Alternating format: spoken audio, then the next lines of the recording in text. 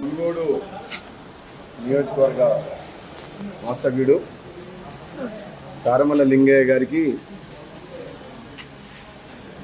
ప్రణయ Godavari cinema నిర్మాత మరియు డైరెక్టర్గా వహించి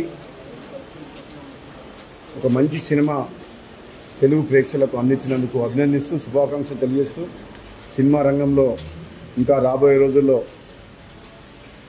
తెలంగాణ ప్రాంతం నుంచి ఇటువంటి వ్యక్తులకు మంచి భవిష్యత్తు ఉంటుంది.